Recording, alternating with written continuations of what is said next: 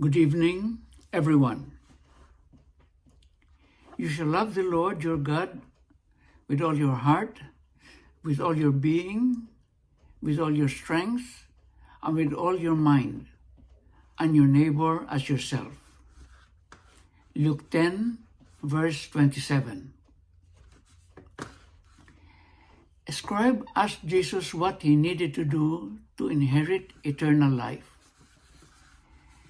Jesus asked the scribe what the law of Moses taught.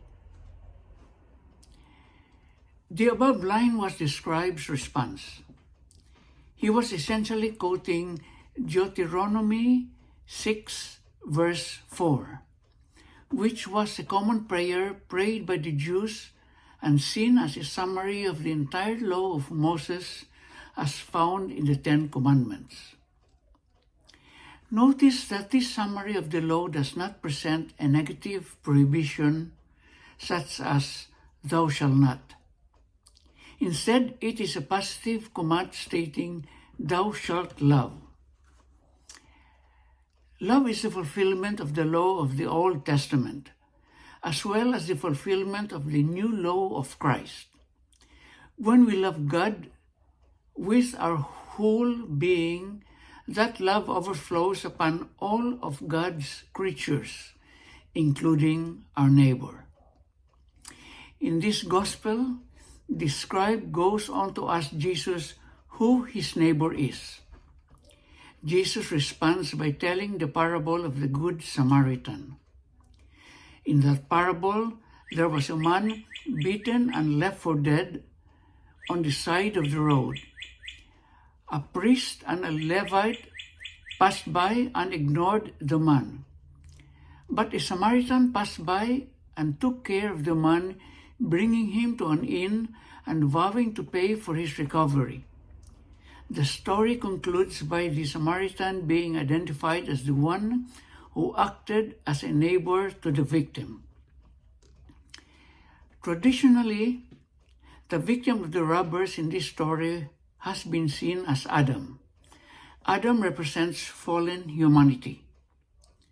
The Samaritan represents Jesus, who cared for fallen humanity, healed us of sin, and provided for our every need. Therefore, according to this parable, Jesus has acted as a neighbor to us, and we must love him as we love ourselves. But Jesus also says, "Go and do likewise."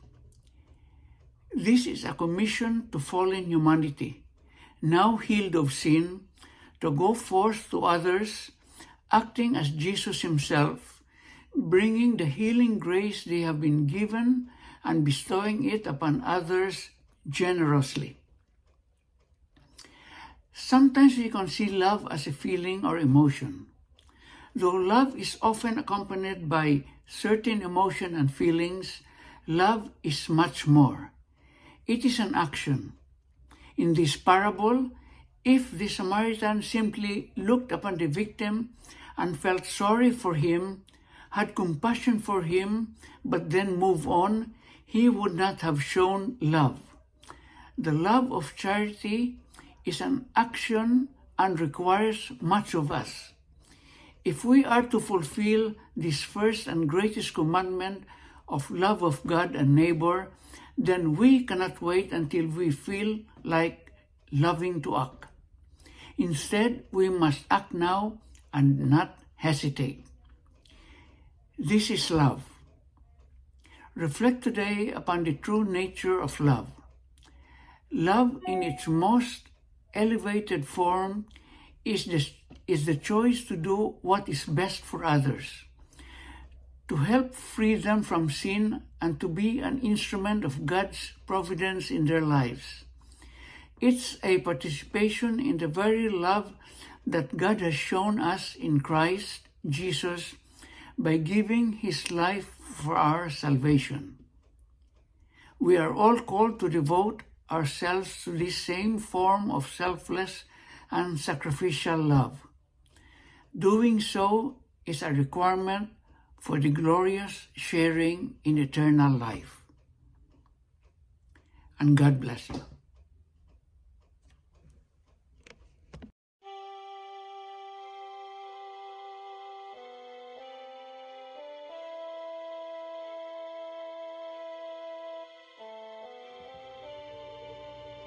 ang mabuting balitan Samaritan. Isang iskriba o ang maalam ng batas nagtatanong nating Panginoon, Panginoon, ano po bang gagawin ko upang makamit ko ang buhay na walang hanggan? At sinabi po ng ating Panginoon, ano ba ang nakasulat ayon sa mga kautusan? Sinabi po niya, mahalin ninyo ang Panginoon ng buong puso, buong kaluluwa, buong isip, at mahalin ninyo ang inyong kapwa gaya ng pagmamahal niyo sa inyong sarili. Subalit ang taong ito'y nagtatanong natin Panginoon, Panginoon, sino ang aking kapwa?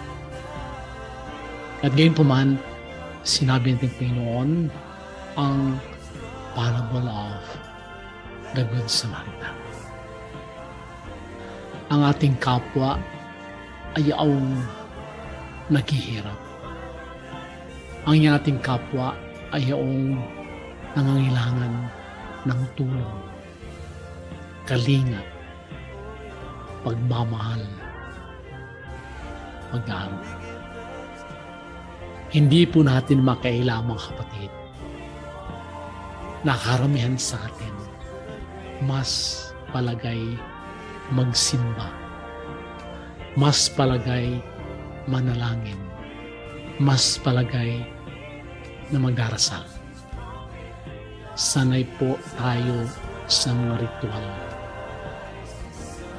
Tayo'y nakikisilamuha sa ating kapwa, lalong-lalo na sa simbahan. Magdarasal ng rosaryo, nobena, uri pa ng panalangin sa ating Panginoon. Subalit, ang itinatanong natin, kilala po ba natin ang ating kapwa? Paano po tayo nakikipagkapwa sa iba? Kilala po ba natin ang mga taong mas sigit na nangangailangan? Yung mga mahihirap, nasa bilangguan, walang masusuot, walang makakain. Sila po ang ating kapwa na mas nangangailangan ng ating kalinga, ng ating pagmamahal, ng ating atensyon. At definitely hindi po nagtatapos sa pagdarasal lamang. Ang pagdarasal po ay umpisa lamang. At ito'y mabigyan natin ng mas malalim, malawak na kahulugan kung tayo'y may pagkiling, kung tayo'y may pagmamahal sa manangailangan. Ang ating Panginoon nagpapakita kung paano ang isang pari dumaan sa taong binugbog ng isang tulisan. Hindi niya pinapansin dahil ikangay siya nagmamadali. Nandun din po ulong Levita. Ayaw nilang pansinin dahil para sa kanila, sila'y maging mahawa sa kanya. Sila'y maging hindi na kanais-nais. Madumihan sila. Mas mahalaga pa ang ritual sa pagiging malinis. Mas mahalaga ba ang pagdarasal para sa kanila? Subalit itong isang mabuting Samaritano, hindi niya kilala ang taong nagkahandusay sa gilid ng daan, subalit pinapansin niya. Tinitignan niya. Inaalagaan niya. Inaaruga niya sa kanyang pagmamahal sa Kanya. Sa ligong ito po mga kapatid, hinihimok at hinhamon po tayo. Kilala ba natin ang ating kapwa? Sino-sino ba ang ating kapwa na mas nangangailangan? Naghihirap, nawala ng pag-asa, nangangailangan ng kalinga, nangangailangan ng atensyon. Kahit papano nakapagbigay ba tayo ng panahon para sa kanila?